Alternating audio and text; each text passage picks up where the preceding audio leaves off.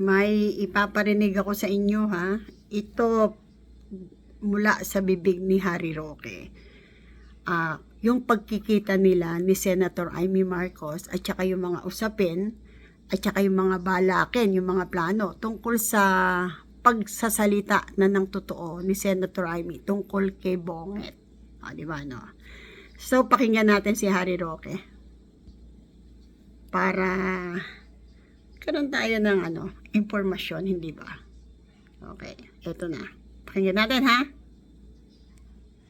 Sana kayo nakapagpahinga. Kami po ni Maharlika ngayon dito sa Dahig, kakagising lang, kakaagahan lang. Medyo napagod talaga kahapon doon sa selebrasyon ni Inday Sara Duterte. Kaya pag-uusapan po natin ngayon, yung mga behind the scenes na mga pangyayari, pag-uusap sa kaarawan ni VP Sara. Well, unahin po natin na talaga naman pong ninais ni VP Sara na mag-celebrate ng kanyang kaarawan sa kasama ang kanyang mami na si Ma'am Elizabeth at ang kanyang tatay na si PRRD. Well, nakuha po niya na makapasok sa kaunahang pagkakataon sa detention facility si Ma'am Elizabeth at nagkasama po sila kahapon, no, araw ng Sabado, bagamat ang birthday niya ay one day later pa, no? Pero mabuti na po yun, no, na nag-agahan na sila ng birthday at nagkasama-sama na sila at the following day nag-birthday at bukas naman po, araw ng Lunes, ay magkakasama-sama na naman sila muli. Siyempre, I could imagine masayang-masaya si Tatay Digong dahil siyempre yung kanyang panganay na babae at ang kaisa-isahang abogada sa pamilya ay nag-celebrate ng birthday sa kapiling niya at ng kanyang mami, no, na si Ma'am Elizabeth. Pero siyempre maraming mga behind the scenes, no, lalong-lalo na itong unang pagkakataon na nakita ako, si Amy Marcos at si Maharlika. Siyempre ang inaasahan ng marami, baka magkaroon ng eksena, no, sa birthday ni Inday Sara, lalong-lalo na dahil nandiyan si Mother Dragon, no, at saka si Harry Roque at si Senator Amy. Well, actually hindi po yan yung kauna ng pagkikita namin.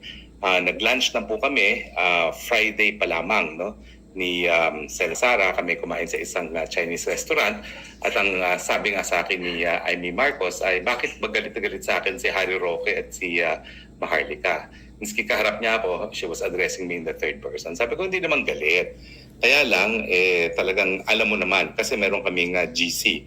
May group chat kami na kasama si VP at ako talaga yung kahuli-hulihang nagsabi na let's give Amy Marcos a chance, no? Kasi may punto na nagsalita si Amy Marcos, ito ay matapos magbitiw bilang DepEd Secretary si VP Sara na magsasalita na raw si Amy Marcos tungkol sa kanyang kapatid, no? At ang inaasahan namin, no, doon sa GC na yan, ay sasabihin niya yung katotohanan tungkol sa pagiging bangag ng kanyang kapatid. At nagkaroon nga ng mga balita na una, gagawin niya interview sa Channel 7, sino ba yun? Yung Morales na newscaster, tapos na-postpone daw, tapos nag-iba ng channel, pero hindi nangyari. So, yung matapos talaga magbitiw si VP Sara as DepEd Secretary, ang inaasahan namin doon sa GC na yon, magsasalita siya tungkol doon sa tunay na pag-iisip ng kanyang kapatid. Pero hindi nangyari yun, no? At hindi na nga namin nangyari, hindi na namin alam kung ano nangyari dahil una, postpone lang, sabi tsumechempo lang, hanggang hindi na nga nangyari. Ang unang niyang pagsasalita ay ito ng advertisement para sa eleksyon na ang tunay na nagpapatakbo ng Pilipinas ay hindi Marcos, kundi ang Araneta at ang Romualdez. Sa amin naman, sino may kasalanan yun?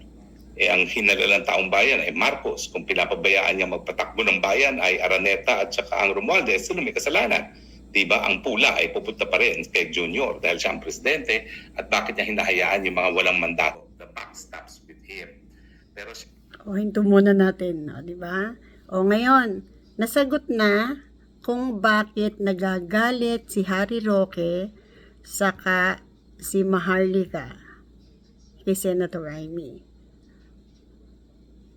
Masasabi ba nating sumira sa pangako o sumira sa pinag-usapan at mga planuhin si Senator Amy? Tingin ko hindi naman siya sumira kasi siguro hindi pa lang time. Willing naman siyang i-reveal ano talaga yung katotohanan doon sa sinasabi nilang pulburon. Ang mahirap lang talaga dito is pagka nagsalita si Senator Amy Marcos, ay totoo yan. Di ba? Mawawala talaga sa pwesto yung kapatid. Siguro binibigyan pa niya ng konting chance para magkaroon ng pagbabago. Pero darating din yung time na yan. Kasi very vocal naman siya na i-correct niya yung mga mali at ayaw na niyang meron pa uling magkamaling Marcos. Although nagkamali na naman si Bonget, di ba? Oo, tsaka yung sinabi na, ano sinabi? Hindi Marcos ang nagpapatakbo ng Pilipinas. Paulit-ulit na sinasabi yan ni Senator Amy. Inulit na naman ni Harry Roque na talagang Araneta at Romualdez ang nagpapatakbo ng Pilipinas. Pinoto niyo ba yun?